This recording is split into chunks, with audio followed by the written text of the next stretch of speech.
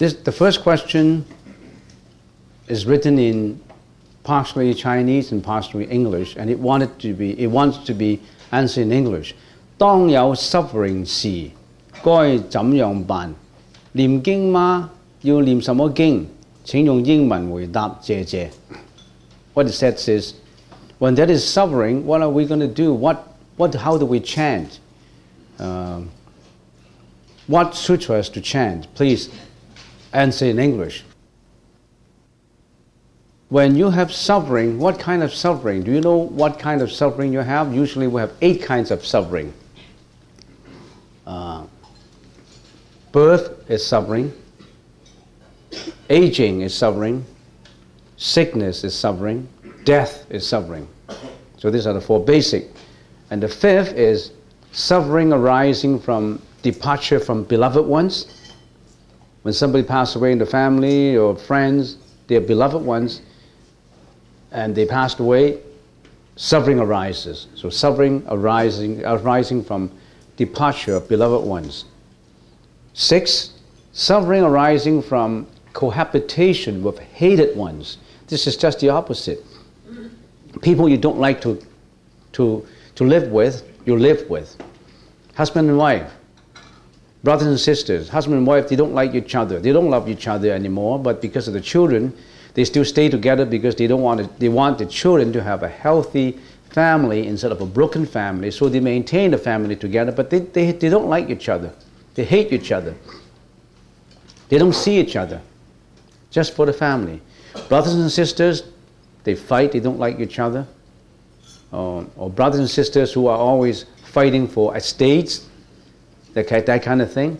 Or colleagues in a company, they hate each other. They always want to step up on their back.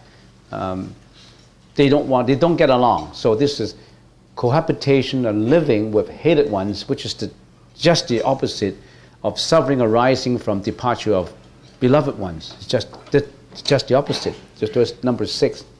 Number 7, suffering arising from unsatisfied desire. It does not matter who you are. You're a multi-billionaire. You have all your desire fulfilled. You always have unsatisfied desire. It does not matter how rich you are. You could be very rich, but you are not healthy. You have desire for health. You are healthy, you are rich, you don't have a good family, you desire to have a good family. There's always, since you're human, you always have imperfections. You always have things that you're not satisfied with. It does not matter who you are. You always want to look for those. But you always cannot satisfy them. You're always in pursuit of insatiable desire. It's amazing how billionaires, they're not happy. We've seen reports, we've read reports about interview with billionaires, reporters, and ask them, are you happy? They say, I'm not happy. Why? Because I have these things that I haven't done. I have these desires that I have a lot of imperfections. I'm not happy. I'm not peaceful. But they have a lot of money. They have wealth and reputation. Somehow, everybody has some unsatisfied desire. So there's suffering arising from that. You're trying to pursue that desire, you try to fulfill that desire, but it does not come true for you. You want your dad to live, but he dies. You want your mom to live, he dies. You want him to live long, he or she he dies. You want to get in universities, you cannot because your academic records are not good enough. There's always desires that you can't fulfill. That's the suffering. The 8th one is suffering arising from the 5 skandhas. One of the 5 skandhas, the 5 skandhas make up your body. Form, perception, conception, memories, and consciousness. In other words, this body is made up of 2 things, body and mind, the material side and the spiritual side. And the interaction of this, the interaction of your body, of you to the outside world, are these interactions. When you see a movie, it's sad, you cry. When you see a movie, it's funny, you laugh. When somebody said something bad to you, you get angry. You're always subject, you're not in control. You're always subject to your own mental afflictions, your emotions and your passions. It's outside your control. Yet you think that you control it because this is my body, this is my mind. It is under my control. But as a matter of fact, you do not have control on it. Not even your own body. It dies on you. Not even on your emotions because you're out of control. Sometimes you get greedy, sometimes you get jealous, sometimes you're depressed, you have anxiety, you have fear. And somehow all these things happen that you really have to look into them. All these are general sufferings of the individual only. We're talking about individual, these 8 sufferings. There's many other sufferings. Sutra gives you a generalizations of this suffering, individually classified into these 8. But how about other sufferings? Natural disasters, earthquakes, tsunamis, wars, racial discriminations, crimes, poverty. You name them. Those are outside sufferings that bring to the individuals. So the individuals, the micro suffering and the macro suffering. Death is a suffering. Aging is a suffering. Sickness is a suffering. Why is it a suffering? I'm not dying yet. I'm young. But how about family members? How are your friends? They're dying. You're grief-stricken. Aging. You're getting old. You're young now. But as time goes on, you're getting older and older, more and more wrinkles on your face. You're not as energetic. So all these are the sufferings. Now, when you have suffering like that,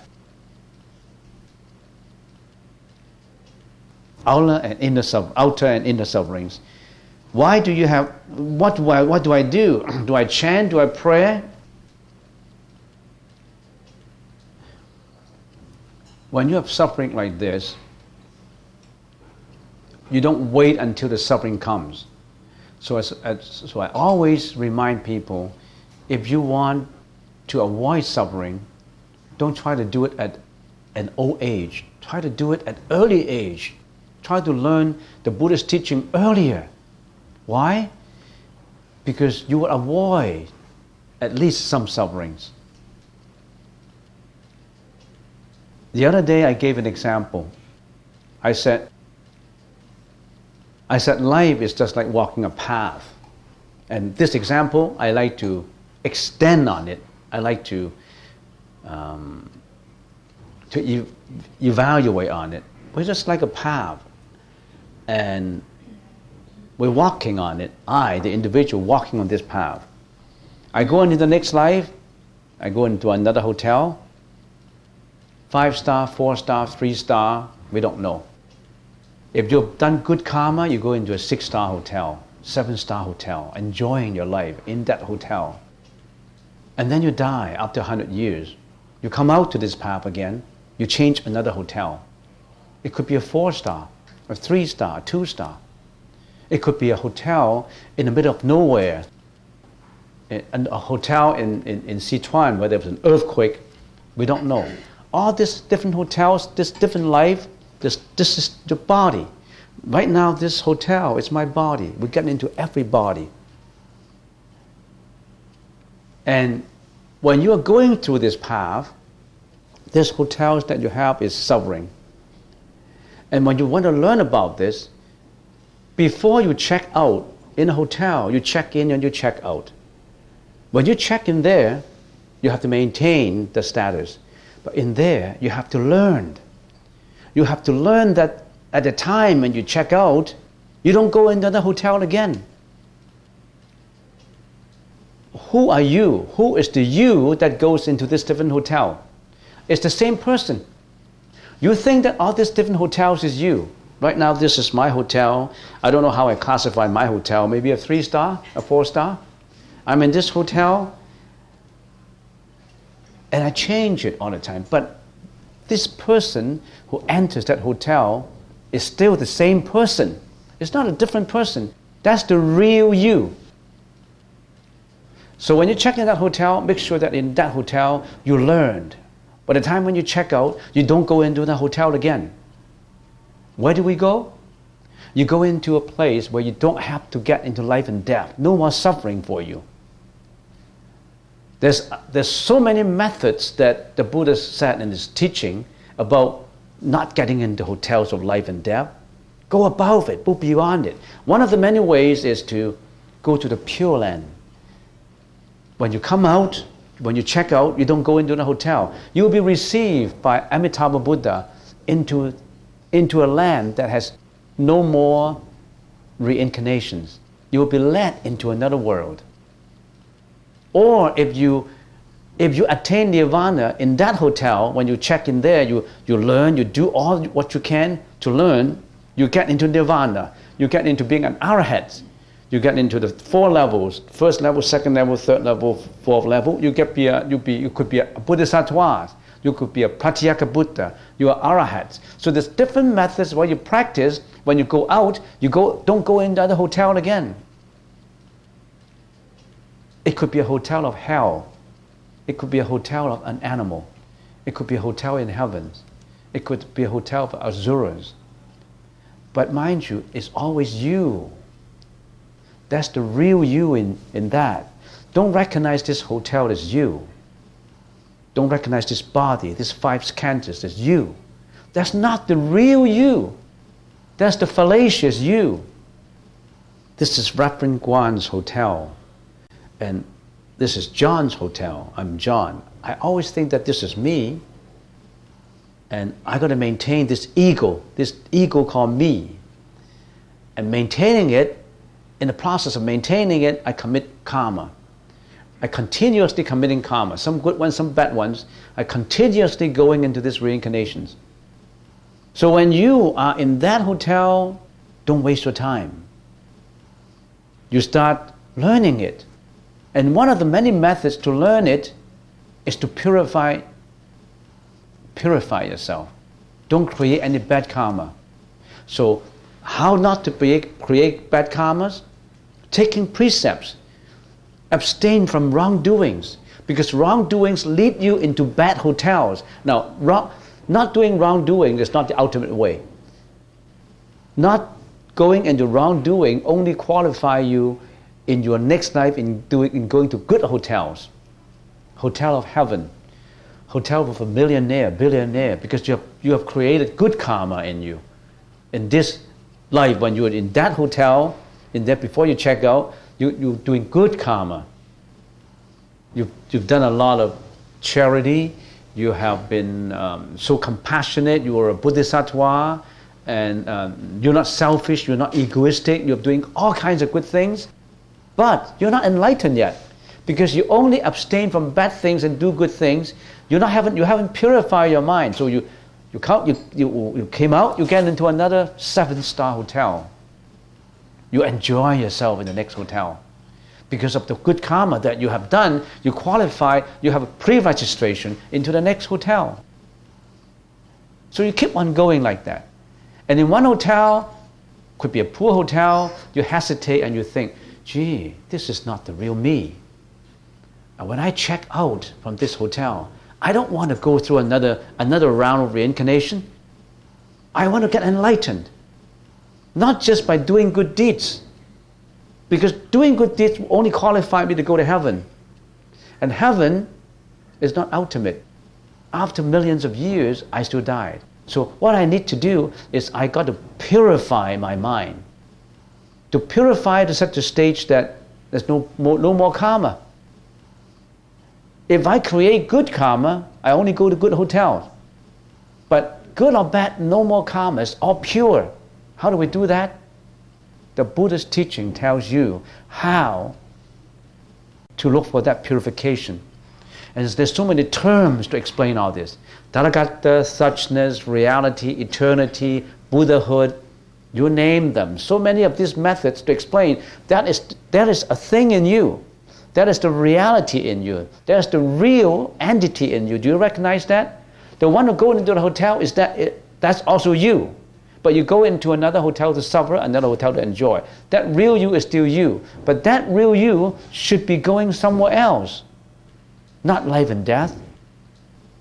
So when you check in those hotels, you have suffering. When you have sufferings, you've got to learn, first of all, stay away from bad deeds, encourage and do all good deeds. That's not enough, because you still go in the different hotels.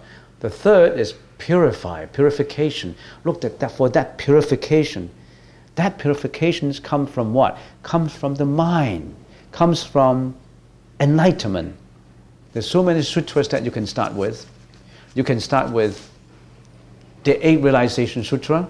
You can start with Siddhagarbha Sutra. You can start with the Pandalika Sadama or Lotus Sutra. There's so many sutras you can start with. You can start with a short sutra first, the Heart Sutra.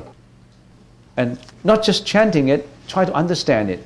Try to understand what is Buddhism. Buddhism is not about just doing good deeds. There are many good religions emphasizing in just being good deeds, helping others, compassionate. The Buddha said, good deeds also have karma. It's good karma. What's the nature of karma? 3. Karma has 3 natures: good, bad, and neutral. If you're doing good karma, you're doing good cause, you qualify yourself to enjoy the good effect. But you're still not out from reincarnation as yet. So, what kind of sutra, what kind of mantra to chant, it also depends on what you have done in your past life. Some people, when they pick up a Diamond Sutra and they start to chant it, they chant it as if they learned it before in the previous life. They chant Heart Sutra, they learned it before in the previous life. Sutra is not just for chanting. Chanting is the preliminary stage. Chanting is to familiarize yourself with the words, and then you have to get behind the words. What's the meaning of it? When you get behind the meaning of it, then you start to meditate on it. So the Buddha's teaching is not just blind faith. You believe in the Buddha and that is it. I have faith in the Buddha and I'm safe as long as I have faith. No, faith is not enough. You have to understand why. You have to understand the faith. What is the reasoning behind it? What's the thinking, what's the philosophy behind it? And then you continue to meditate on it. And when you meditate on it, your wisdom level, your prajna is elevated. When your wisdom level is continuously elevated, you will come to a point that you have a self-realization. And that self-realization is beyond words. You see, language is limited, Sutra use language to explain it. But the Zen people, the Zen monks, they don't read because they're beyond words. They don't need to depend on the words. What do they depend on? It's the mind. It's the mind communication. So when a Zen monk communicates with each other, sometimes when they go to a higher level, they communicate by gesticulation. They don't use words because words are so limited. Language is so limited. Language cannot express everything. So when a Zen monk is at a high level, they exchange view by gesticulation. At a higher level, they exchange view by mind to mind. When you go to a higher level of existence in the 3 levels, when you go to a higher level, they don't communicate by language. At a higher level, they communicate by light. What is light communication? They don't talk like us. In this world, it's a crude world where we talk, where we use language to talk. At a higher level of existence, in the heaven level, they communicate not by words. They communicate in one level, in one heaven, they communicate by light. What is this light? Energy. They communicate by mind-to-mind communication. And in one level of the heaven, there's so many levels of heaven, 28 levels of heaven. One level, the lower heaven, they communicate by what? They communicate by eyesight. When they look at you and you look at me, the eyesight communication. And in another level of heaven, they communicate by sound. Not the language, it's just the sound. The sound, not the language sound. So as you can see, chanting, the words themselves, they can't explain everything. They are limited. They can only explain the surface. Say, if I have a cup of water and you ask me to explain how hot it is, how cold it is, how does it taste like, I can use all kinds of words to explain it. But you would only know by you tasting it. It does not matter how I explain it. You don't know. Only when you drink it, you know. So how do you drink it? When you chant and chant and chant, when you purify your mind in meditation, so meditation is extremely important. When you purify your mind in purification, your wisdom level is increasing and increasing. And you feel it yourself without asking questions. So in a Zen meditation hall, if the Zen master asks a question,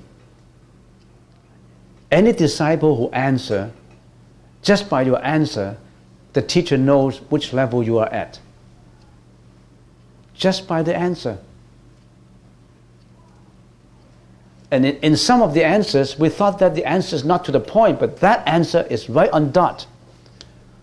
That's Zen meditation. So when you ask me this question, I don't want to go on and on and on, but it is sufficient to say that what kind of sutra to chant, you pick your own. There's so many there. Why do I have to chant it? You know yourself. Why you have to chant it? I have already explained it. Okay, that's the first question. The second question is a very long question. Thank you for answering my question last Sunday about moral dilemmas. In this concrete example, a mother is forced to choose between her two children in a Nazi Germany concentration camp. The child she picks will live, while the other must die in the gas chambers. In this case, taking a neutral stance might not be a good idea. According to Buddhism, what should the mother do? She cannot save both her children, and her decision will inevitably cause the death of one child, and she will have to live with guilt for the rest of her life. Let's tackle the last part of the questions first. You think that mother would live with guilt for the rest of her life? She's being forced to make a decision. Either child A or child B, and both are her children. Which child to choose? Maybe that's a concrete life example that happened in the concentration camp in Nazi Germany. It could happen that only one child can live. Which child you want to live? The other has to go to the gas chamber. That's a tough decision to make. I don't know the answer. Probably, if I'm the mom, I have a lot of options to do. My first option would be, sir, can you take me to the gas chamber and let my two children live? That could be my choice. I want to sacrifice myself and let my two children live because I'm old and you take me to the gas chamber. That's a bodhisattva. That's exactly what a bodhisattva would do. Would you do that? That's my option. I don't have to make a decision, right? Don't force yourself into making one. But if the Nazi Germany said, no, mom, you must live, your child must live, and one child must die. Can you talk him into doing so by letting you die? Would you prefer to die to save your child? If you say, no, I don't want to die. I want to live. I want one child to live. Then you make your choice. But I think the best choice would be you sacrifice yourself. Can you sacrifice yourself? Not many people would do, but some mom would do. That's why, especially in the Chinese culture, they practice filial piety. They thought that their parents have done a lot for them. Because parents sometimes can sacrifice their lives for children. Not only humans, animal parents sacrifice themselves for their children. So I can't imagine mom mother leave their child at the gate of a hospital and went away and leaving the child behind, or mom performing an abortion to kill her own child. I can't imagine that. So if you ask me what options, I think if she really have to take a chance, either one live, and she doesn't have to make a decision. She has to make a decision, which she has guilt. I don't think there's too much guilt. If she wants to look after that remaining child, if that's her purpose, depends on intention. I'm the mom. I said, I want to sacrifice myself, and Nazi Germany said, no. Then, okay, then I'll live, then I have to look after one child. Then you have to choose which child. You have to make a wise decision.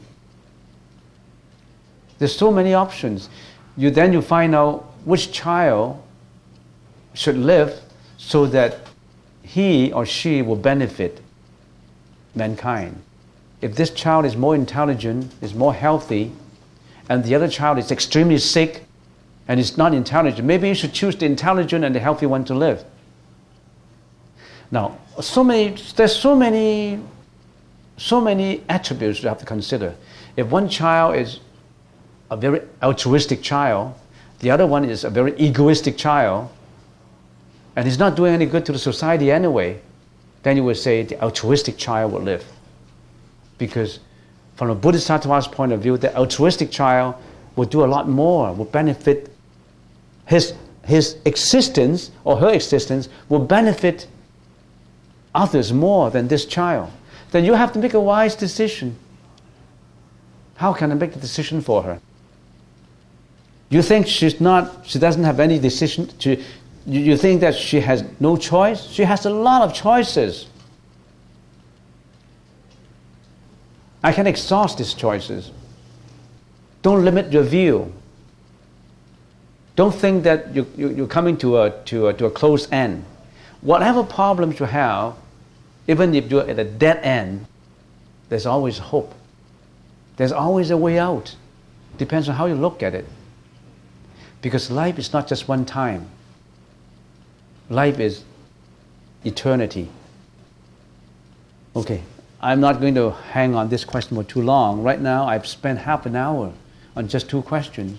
So I don't want to spend too much time on it. I can talk on and on for another half hour, but it's not worth it. Next, in FVZ hell, one of the iron creatures that perform the torturing of those who committed bad karma, are they considered sentient beings? If so, then those creatures themselves are doing bad deeds, and thus would they be reborn in hell themselves? Well, there are creatures there who are just like security guards, or they they help to perform the torturing. According to sutras, I forgot the name of the sutra, there were 2 countries at war, and both armies, country A, army of country A, army of country B, went to the battlefield. Maybe 1 billion of them, I forgot the number. 1 million of this, 1 million of the soldiers marching to a battlefield and war, and they were fighting. And one country was trying to defend themselves. In other words, this country is going to attack us. We have to defend it. And the attackers were so strong that this country B, there were no match for them. So before they die, the king and all his soldiers make a strong vow. But these people were trying to take our land. We're just defending. Now, after we died, we want to go to hell and judge on these guys, on these soldiers. And if 1 million soldiers were making a strong will, the karma is so strong. So all this 1 million, maybe I forgot the number, all this, the king and all these cabinet ministers and generals were all united to make this strong will, this vow that they want to revenge.